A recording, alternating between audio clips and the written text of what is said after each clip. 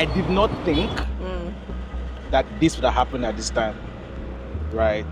Or maybe when I was 21, I always tell myself that, oh, by 25 I'll be married, by 26 have my job, by 27 have my first car, and then travel the world. Unfortunately, it didn't happen that way. But yeah, I'm 30. I got married at 29. So maybe life beats me to it. Neighbors would come to the house and they'll be like, Emmanuel, we call him Funaya. I don't know him as Pelumi or Emmanuel. Funaya. Funaya, stop beating your sister, and all of that. But I would say we got a bit closer as we became older, we drifted apart. I remember one time we were talking, and then you keep telling me, but my name is not actually Pelumi, right? And I'm like, huh? But that's talk. Pelumi did not just come because I was named Pelumi. There's an incident that happened. So I think that, I don't know. Last time we saw, we're talking about how to make this documentary. Yeah, right. Here we are. How do you feel about that? Excited, to be honest. I almost didn't think I was going to do this again. I can relate. Life is life in me. Wow. So I was hoping that I'll just pass and maybe wait till I'm 40. Before you do a documentary. Before I do another one, but it's 30 and yeah. Why not? Let's just do it and then we're here. So every time I see you, right? Yeah. My head can't adjust to the fact that you're married, you're 30. Like, I don't know, life just happened so fast. Blink and then it happens. So, if I would say what I want to say right now is, I did not think that this would have happened at this time, right? Or maybe when I was 21, I always tell myself that, oh, by 25 I'll be married, by 26 have my job, by 27 have my first car, and then travel the world. Unfortunately, it didn't happen that way. Yes, I got my first car at 28. Okay. 27. Okay. Right, but I didn't get married at 25. But yeah, I'm 30. I got married at 29. So maybe life beats me to it. Maybe just the worst my brain because.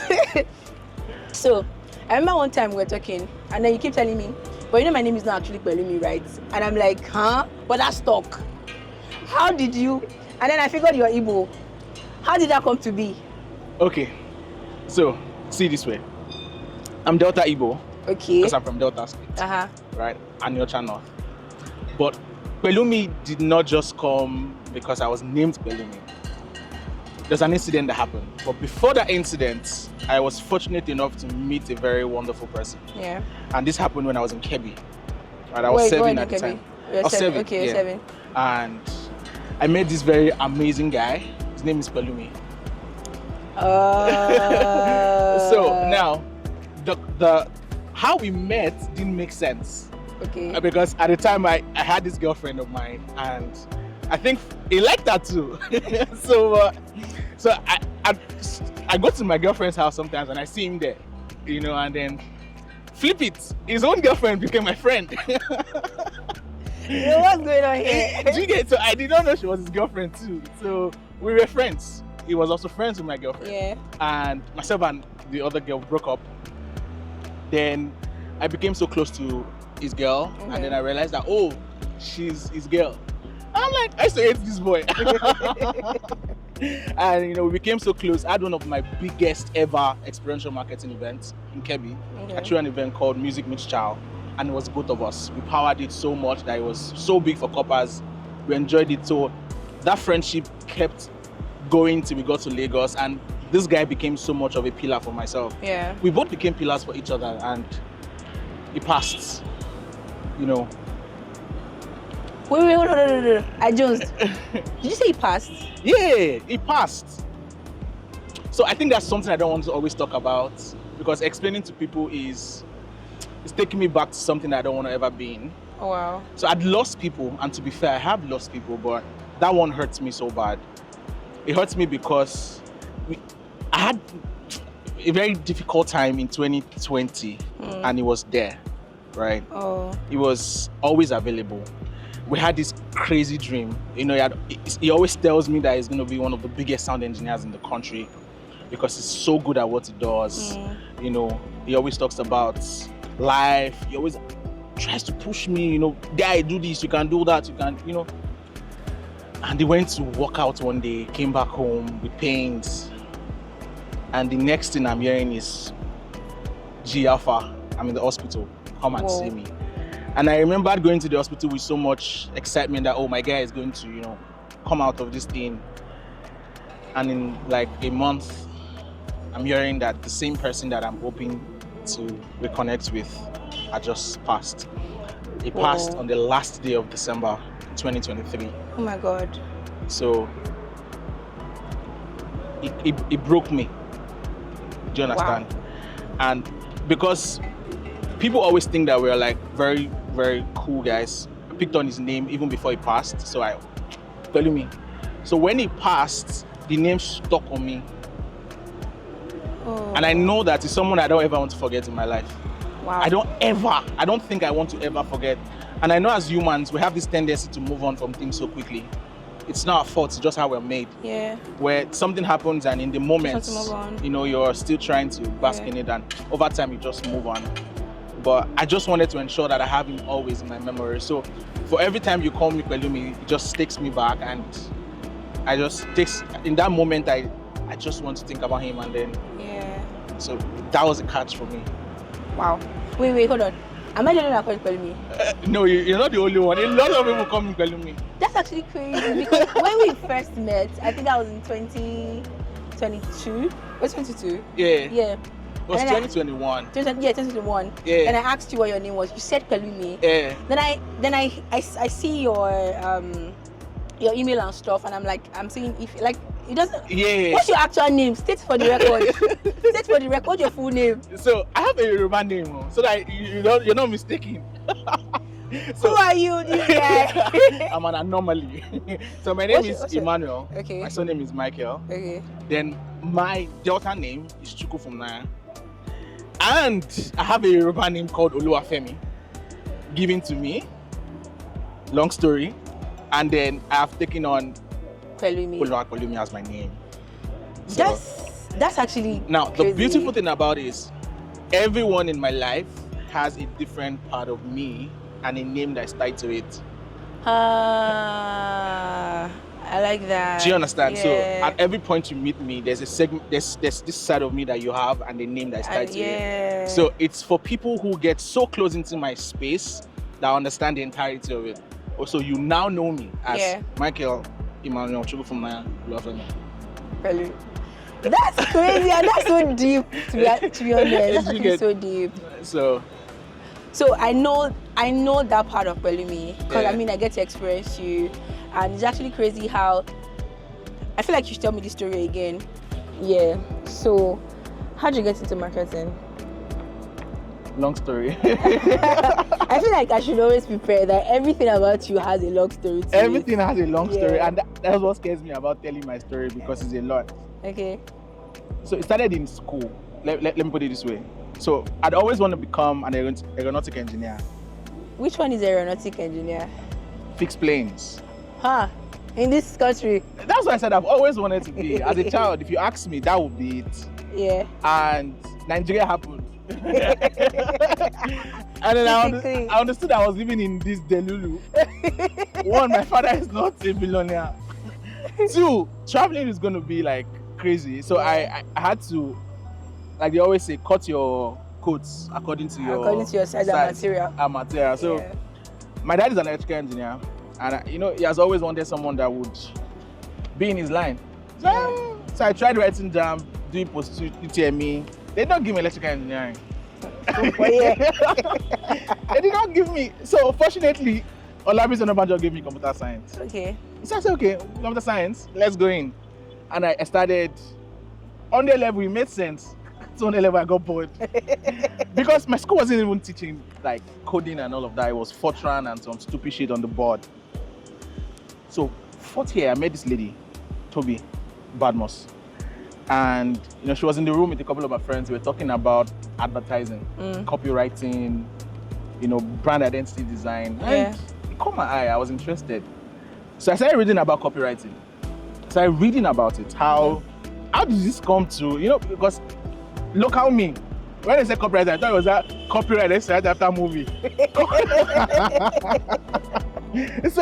So when I got to understand it better, I'm like, okay, this sounds amazing. So I remember calling my dad that it's like I want to go to a brown school. Then it was Orange Academy. Yeah.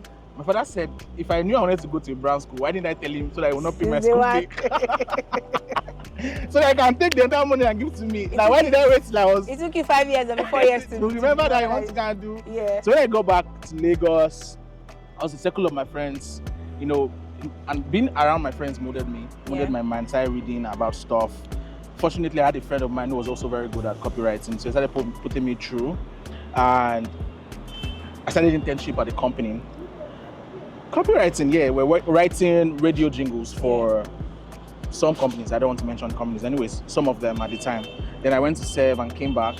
Fortunately for me, I got into a company where I was then working as an account executive. So I had my big event with them called the Youth Experience. We had it in Ikoyi, and it was massive. So I started enjoying experiential marketing. Yeah. Then I worked as a creative strategist in another experiential agency. We're working on Pernod Ricard, which was Jameson, Mattel. I would always write ideas and stuff. Okay. Exactly. So the ATL agency does their thing, TTL Digital does their thing, experiential will do our thing. So that was my entire life. So that was how I came into marketing. And I enjoyed it until... So that's the thing. Someone hear you talk about marketing now, don't think that what you're still doing. But you see this guy here. Nothing close to that. Hey, not but like, how did you now move from... Was it money? How did you move from marketing to tech? Because I know there's money in tech. I don't know there's money in tech. Come on, So COVID happened. Okay. Now, in 2019, I applied to LiveSpot. No, I got another job in another experiential agency where I was working on Jameson and Mattel. Yeah. So I didn't like my company. We had issues. Me and the boss, the man, radical. So I left. I applied to LiveSpot. Okay. Then I got the job with LiveSpot, but COVID happened. So nobody could go to work. And that was when people that did experiential couldn't work because experiential is people. Oh, damn, yeah. It's not like ATL or TTL where it's people. So there was no party, there was no event, no in-store, nothing. It's crazy. So I was home. And unfortunately, I didn't save. I did not save. So, my landlord gave us quick notice that period in COVID. Oh my God. So me and my friend, Jide, we had to leave. We're staying in Agege. Yeah. We had to leave Agege and go all the way to Baroa to go and look for a house because our budget could not take us anywhere. So we had to go inside and get the house. Baroa is like Ipaja. That's wild. So I was there and then I was trying to apply for jobs. Fortunately for me, I jumped on a particular page on LinkedIn that was talking about product design. Yeah. Now, it's not my first time hearing about product design because I was dating someone in 2019. Okay. She's a QA person and she introduced me to Figma. She wanted to get someone to teach me, but I loved marketing. Why are you imposing your opinions on me, madam? Because you're my girlfriend? Let me enjoy my life. But I didn't know she was doing me a solid. I was just the very stupid guy that didn't understand that people can always try. Yeah. Take chances. And then I stumbled upon that and I decided to go on that course for 3 to 4 months. Yeah. And that's it? And that's it. I didn't know that I was going to blow. I didn't know I was going to blow. No. Blown. Blown. So I'm not blown.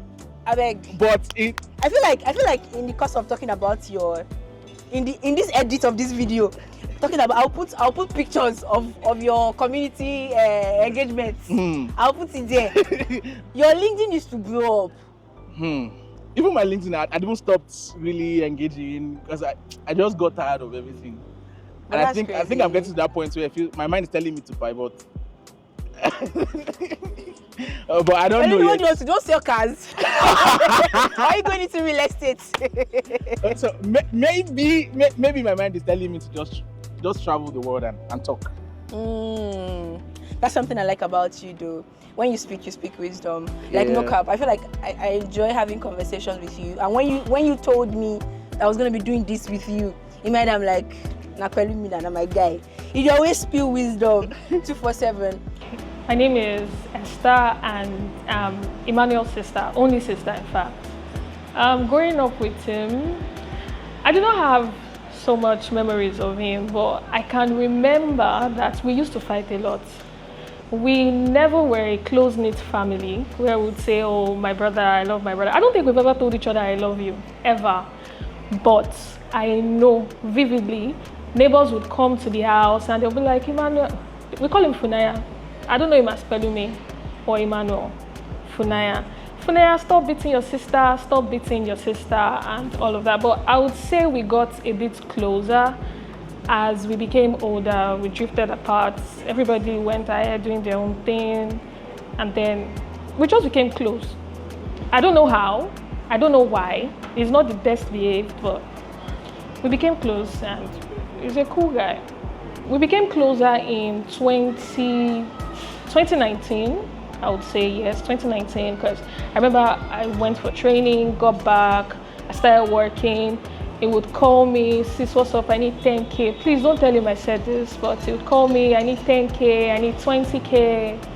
And then we just started getting closer. I think we began to see each other as individuals, you know, separate from the sibling relationship and all of that. Just two adults getting to know each other and understanding each other. So I would say 2019 thereabouts was when we became closer. So one word I like to describe my brother with is tenacious. So he's the kind of person that if he sets his mind to something, he would do it. Everything that is happening for him right now, these are things that he has always said would happen. He's always been that child that never liked to settle for the usual. He always liked to argue about something, one thing. We call him the golden boy in our house because he's always so different. If he doesn't want this, he doesn't want it. So I think I would describe him as tenacious, a go-getter. Yeah, that's what I would describe him as. He's a bad boy. A very bad boy. And I'm sorry for his wife. I warned her, but she went ahead. I'm just joking. Okay, so he's a lover boy. I'll tell you why I said that. He likes to come off as bad guy, but he's not. He's a kind of person that if he likes somebody, he always tells me. If he's seeing someone, he always tells me. I remember when he met Monisla for the first time, when they were going to school for their first date. He texted me, oh, there's this babe, a friend introduced us, and we're going on a date. Sent me a video from their date. And every other person he's been with before her, there's always been this care that he shows to them. So even if he tells you, oh, I know, he will tell you, oh, he just wants to be on a yacht with 6 bitches, he's just lying. He's a lover boy. He is a lover boy. So quickly, I want us to talk about your love life. Yes, because I feel like maybe not a lot, but I've been with you. I've been through that. I remember our long conversations back then, 2 hours on the call, talking about love, relationship, how people they show shege, no one or two things they solve, and all of that. So, and I know you're happily married now, and it's still they do me, Pelumi, where I know for 2021. You don't marry. You don't marry. Is it? No. So tell me, how did that shape, you know, the kind of person you are now when it comes to your perspective towards love? Plus, your name is Femi too, so yeah. I feel like love is so deep that people do not understand the entirety of it. And until you're in it, before you can understand. Yeah. And for a lot of us, it's easy to analyze things when you're outside of it. True. It's easy. It's easy to be outside of a system and tell people how it should be. Yeah. I never believed in love. I'm still trying. I never believed in love. I feel like everybody is being transactional. I've always felt that way. So if you have the cheese, then just drop it and then just get what you want and everybody will be fine at the end of the day. Yeah. Right? So even when you hurt me, I don't care. Because I assume that it's just part of it. Hurt comes with it. So let's just move on. What is the next person? That's why you're Femi. So that's how I've seen it happen, and it's happened to me that way. But when I met my wife, randomly someone introduced the both of us. And I remember sending her a message. She didn't reply me. Oh. She left it. So I called the person. I'm like, Alaye, this your friend is showing just in anyhow. Me, I don't have time. Oh. I will block her. And then she replies me. I think she had called her and like, bro, it's like you want to be on the street for long. You know. See threats flying around. All for love. And then she sends me a message, and Yeah. fortunately for me, she was on leave that period. And I think that period made us really connect. Yeah. And we started talking, you know. See, I feel she's one of the people that I'd met in my entire life that knew what she wanted. Like, she was specific. Our questions were not questions that were, you know, she was straight up, what are your red flags? Who are you? In the next 2 years, where are we? I love You it. know, A woman that knows what she She wants. told me straight up, I have plans to travel for my master's. Yeah. Right? If you don't have plans to travel, let me know so that I can prepare myself. Yeah. If we are doing this, how long do we need to stay here before we move? Wow. If I'm going to change my career path, how open are you to exploring that path with me? Yeah. How available are you as a father? Like, she was clear. She asked me about my father, my mom, how my upbringing was. So I knew that this person is not here to play, right? And I'd never had it before because, to be honest, I never had a structured conversation. It's usually I meet you somewhere, somehow.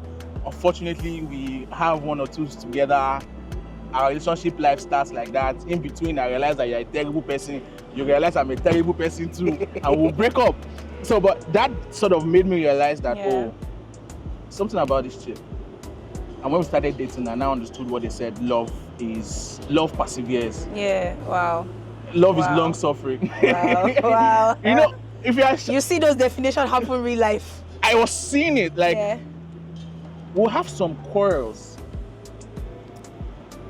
And I know that the normal me, this quarrel, is enough to get me outside of that door. Like, I would go. But then there's such a way that this lady just... So that's why I always tell her you're the matured one in my relationship. Aww. I'm the wife, you're the husband. You know, she finds a way to reach out and tell you, I know that in your head you're assuming that you are right, but it's okay, I love you. Shall be coming home. Oh, that's you sweet. know, and I realized that love is actually love is deep. Oh. It is. It's deep. And all those, I love you, I love you, mouth, I love you. It's great. It's great. Nice. Come inside it and you understand why love is so deep that let's live love. Let's live love. Love is. Let's live love for people that can talk about love.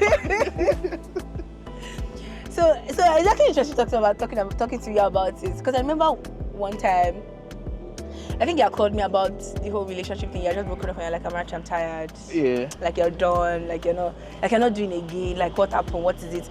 I think it was your birthday. We had one time in Ikeja or something like that. Yeah, it was my birthday that we had. I had a dinner. Yes, I remember that clearly. And I think after that time, I think your things scattered, and then you called me and you're like, you're done. Da, da, da, da. So we didn't talk for a while. Yeah, it's like you experienced my relationship. God happened. I did. Now every time I look at you, a full married man, it always shock me. But it will shock me. Even me, I shock. But yeah, that's great. So quick one, I want us to talk about, because you're talking about your upbringing. Yeah, I wanted us to touch a little bit on that. Because I know I'm gonna find your sister. So if you lie here now, she will correct me in the other video. So say your truth. Tell us a little bit about your, the making of Emmanuel Michael Oluwafemi Pelumi. Yeah. So I think this is the part where I put my parents on the spot. So maybe I'll be giving them shots fired wherever they are. They will be collecting small shots. They are gonna watch this video. So I grew up in Ajegule, Korodu, and people call my mom Yachichi because my brother's name is Chukuyem, so they call him Chichi. Okay. So my mom has this big shop in Ajegule where she sells rice, gari in bags, and we had these tanks of water that people come to buy from. Yeah. So we're in a very local space. But my parents had this ideology of who they wanted us to be. So even in all of those things, they wanted more than just what we are experienced or were exposed to at the time. So Yeah. my mom and my dad ensured that we went to the best private school, primary school, the best secondary school, and like that. But you see, my upbringing wasn't the smoothest or the best. Like every African parent and every African child, you always hear that word, spare the rod and spoil the child. That's what our parents always say to console themselves that they are doing the right thing. So, you know, at the point I was telling my friends that it wasn't my mom that gave it to me, that they adopted me, that I can swear on my life that they adopted me, you know. So one day I went to my mom's room to look for birth certificates. I want to be sure that it's not that somebody was giving birth to me in the hospital and they did not. And they picked you up. They stole me.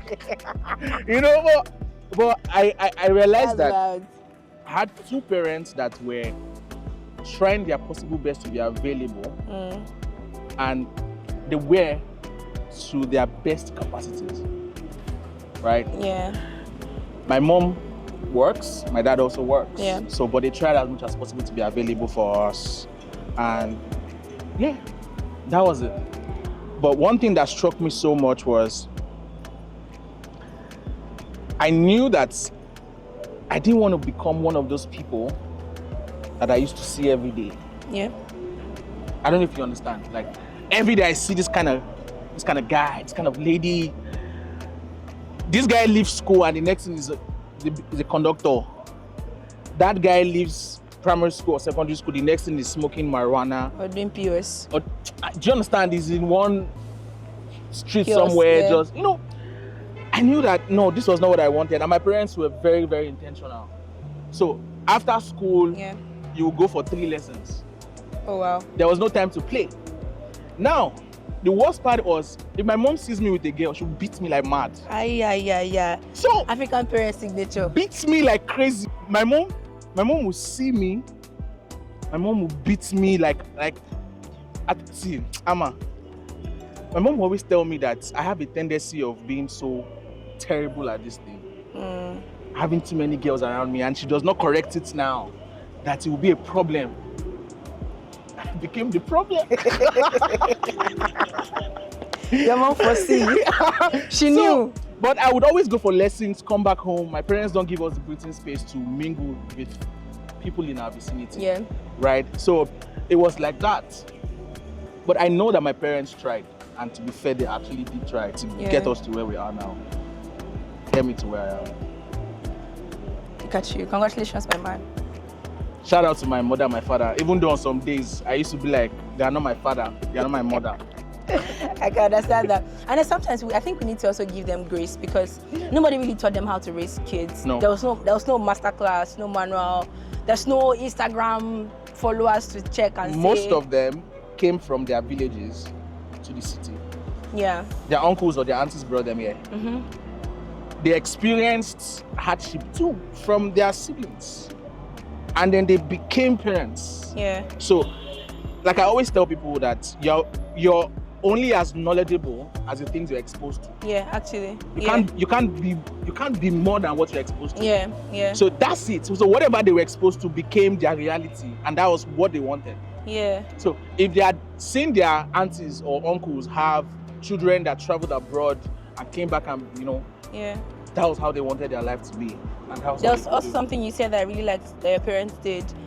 They didn't let you guys mingle with people around your area because what you just said about, they're exposed to what you see, that's what you want to become. So they made you guys, want more outside what you know. Because imagine you're an Ajegule boy and then they see you behave and be like, nah, true, Ajegule boy. At the point, they gave my father a name in my street. They call him Alaji. Do you know why? Why?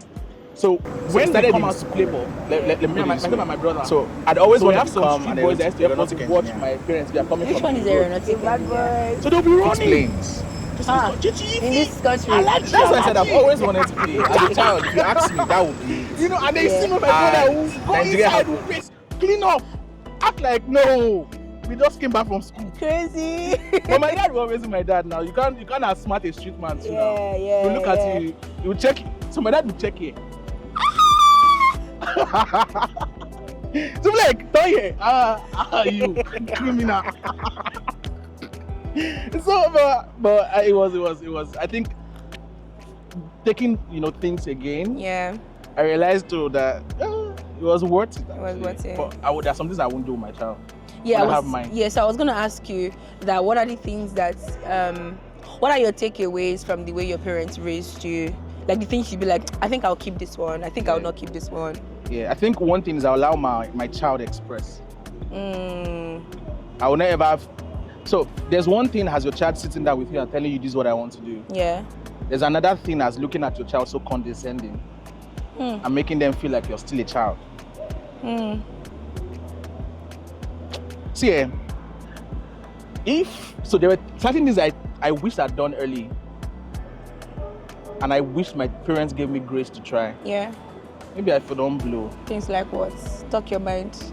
To be fair, like things like just be a creative person. I've always wanted to become a photographer. Wow. Before I entered uni. But for some very weird reasons, maybe my parents felt like I wasn't going to do well. No go blow, yeah.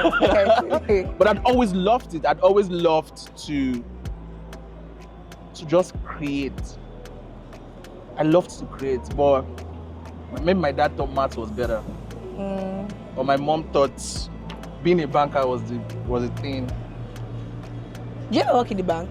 I was going to work in insurance. Oh, that would have been crazy for you. It was terrible. I went for the I don't want to go to that story. Give me this, I beg. I used to have dread. Yeah. I think I need to send you pictures of. Pictures, please. I used to place I used to be a sexy boy. So my uncle works in insurance. Yeah. And my dad called him that, his son is looking for a job. I told my father that I don't need a job. That I love my salary was 40K. My salary was 40K, but I was in marketing. I just started. Yeah. My dad was like, no. What year was this? This was 2017 or 2016, Okay. Yeah. And then it's like, no, go and meet your uncle. So I went there. The man sees me for the first time and he looks at me like, is this one how to work here? Is this your hair? And I'd always loved wearing big trousers with sneakers and shirts, my hair. He's looking at me like, okay. He calls the next man to come and meet me. The man told me straight up, your uncle will not want to tell you. The man told me, you cut your hair. That I swear. Mama, I cut my hair. So the day I cut my hair, I wish I had better clarity that day. So maybe the hair leaving me gave me clarity. As I cut the hair, the next day I knew I didn't want to do that job. So I cut the hair and I did not pick the man's call again. Wow. I went back to my normal job. So when I went to the office the next day, my boss was looking at me like, what's happening? My boss knew I was going to go and do interview to leave. But I couldn't go anymore. So I came back to where I was collecting my normal 40K. So I was going to, but I knew that life wasn't for me. See, bank, I wasn't. But now I'm back to finance. Yeah. Tech boy in a financial company. That's crazy, That's crazy. And I want you to really talk more about this, your tech space. Because I see the moves you make, even though you're trying to be humble. You building a community and you guys meet up, I think once a month or something. Yeah. Just let's talk about that. So because you know that I am someone that likes to explore. Yeah. And I like to be that guy that disrupts a system. When I came into tech, I struggled. I struggled because I didn't know where to go. Yes, there were courses, but it wasn't just about courses. I learned, but I needed guidance. I needed support. There were too many things around. I couldn't fit myself into one, or I couldn't be. So I said, okay, I have this problem. Why not set up something? So I remembered my tutor in my design school, Toby Amodi, calls me and we're talking. I told him, oh, let's set up this thing now, community. And that was I set my first community for design called Design Yard People for junior designers. And I grew it with him. And we created that system in such a way that without us, it can run, and it's still running until now. Wow. We're not there. We don't even chat there. We don't drop messages there anymore. Wow. We run. So fast forward to 2023, I realized that another problem was I'd moved from junior to mid-level. I have another problem. Mid-level to senior level guys now need more than just a community where they can learn design. Yeah. They need a community that can help them understand how to grow, leadership, how to connect more, understanding how to be a better communicator, building your network, building, very good network of friends, so that in the next years you guys know that, oh, this person works here, I know him somewhere, we've done stuff together, and I decided to create that ecosystem also. And I've been doing that for the past 2 to 3 years now, and it's been amazing. Trust me, Sections has opened my mind to a lot. Trust me, I've met some people I don't think I ever met in my life through Section. I've been in some conversations that I don't think I've ever been in because of Sections. Yeah. I'm so even with Sections, I'm super confident to reach out to anyone. Unlike before, now I can actually just send you a message on LinkedIn. Yeah. Anywhere, and I'm like, oh, this is. It's just for you to tell me yes or no, and then we are But it's amazing, trust me. And we have something coming up soon anyway. So, but yeah. Love it. I think we met in 2015. Yeah, right after I graduated. So that's a decade now, right? It is. Yeah. 10 years. Wow. Even me say I shock. I swear, even me say I shock. That's actually a long time. How's it been? How's it been? Well, it's been great. I would say so. Ups and downs. But that's not because of our relationship, that's just because of circumstances. Things we've been through together, that type of thing. You guys are in the same line field of work? No, he's a designer while I work in sales. So I sell what he designs, basically. Interesting. I think I'd have been thinking for like a coding person or something. Everybody says that, and I don't know why. Why? Is it because of how I look? I mean, that has a thing to do with that. So, yeah. No.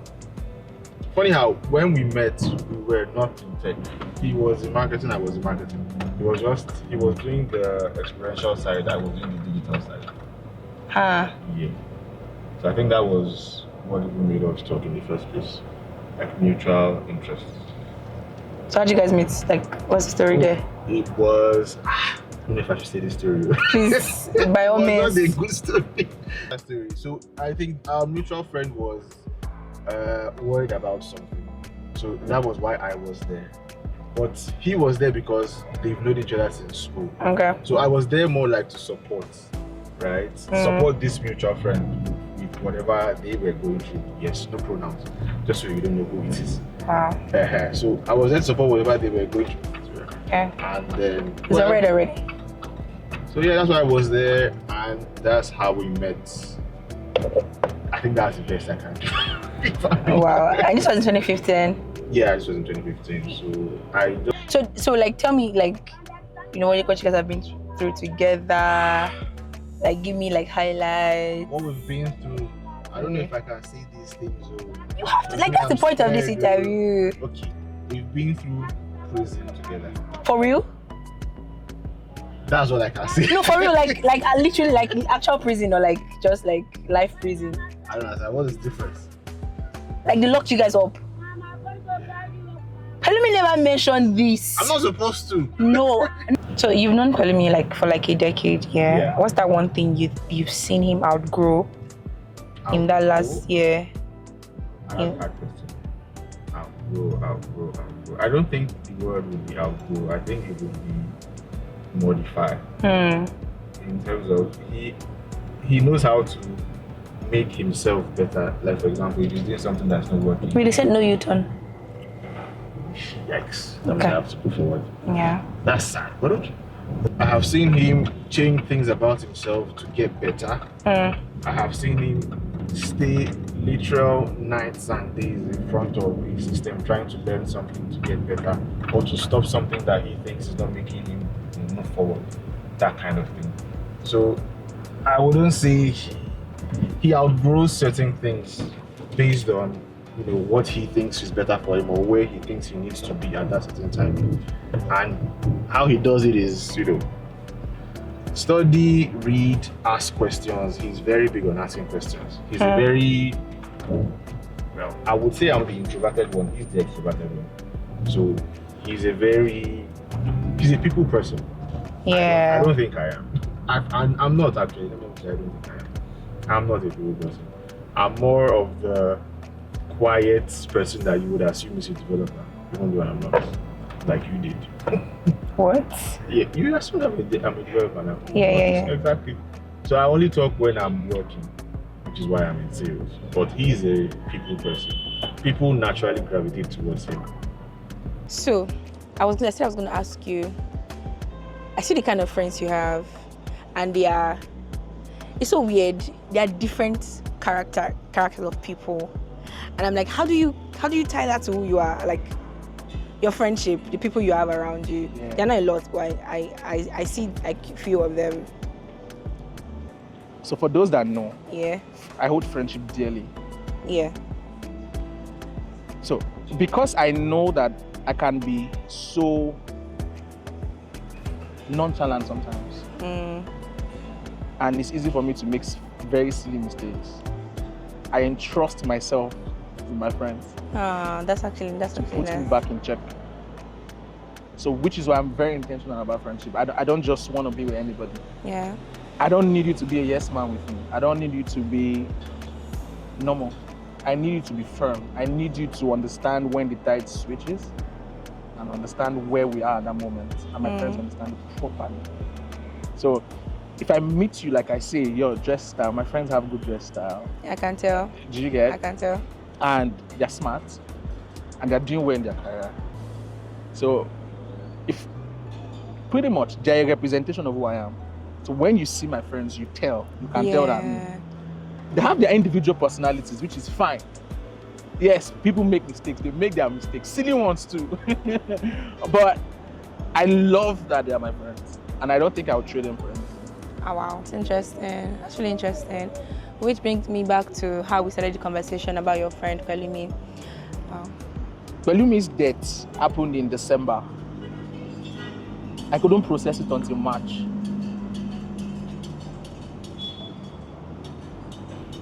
Do you know how I knew that I was so hurt? He died. I did not cry. I didn't process it. Even when I called our other friends that, oh, Pelumi has died, they were crying on the phone. I couldn't cry. I'm like, I was even telling them, it's fine. Ama, it was in March. I was in my room. I was working. Ama, it's not like anything do me. You know how I work? Yeah. Ama, I was designing. Fortunately, I did not know what sent me to enter Netflix. As I entered Netflix, I was watching a movie called From Scratch. Oh my God, you were watching From Scratch. Ama. Damn. I started to cry like baby. For an hour. I was crying, I would stop. I would cry again, I would stop. I would say, Pelumi, no. I'll cry again, I'll stop. If anybody has seen me that time, they'll say, he pass, bro, he pass. That's, I'm saying it now because that guy, I think he molded my mind. Wow. To understand that I can be more than what I thought I was. Wow. So, one more thing I want us to talk about finally. I remember I used to drag you To church. back then, To come to the new. and you always like, we go see. And then one day you just came. What happened? What's the story there? So, I don't want to believe that people have an ideology of me that I don't love God. Or when they see me just being me and they think, oh, this guy, no. For one, I think my relationship with God is so amazing. But I'm not one of those people that would be all out here and then trying to tell you, oh, no. Yeah. No one can walk up to me and tell me there's no God. No one can walk up to me and tell me there's nothing as a miracle. No one can walk up to me as there's nothing as divinity. Because I, for one, have experienced God. I've experienced His presence. Yeah. Right? And it's totally fine that Christianity has been watered down. That's on them. But for me, I believe so much in God that I anchor my life on Him. So nothing can change. It's totally fine that sometimes people can perceive you as, oh, this guy doesn't look like a spiritual person. It's totally fine. I don't think Jesus had an outlook of a Christian. or he had an outlook of the Son of God. He never did. Even when he said it, they didn't believe him. So why am I going to fight so hard? So that you can see me. So that you can see me. I'm coming, I'm like, presence is coming. No. As the fast food, they heal. But just sit with me. Yeah. And let's talk. Maybe then you can see the depths. And then decide how you see me. Yeah. But for me, 30 is 30. The idea for me is just keep growing, keep learning, make mistakes as much as I can, learn from them, be a better person. Okay. And love myself as much as I can. Yeah. Thank you. Thank you so much for having us.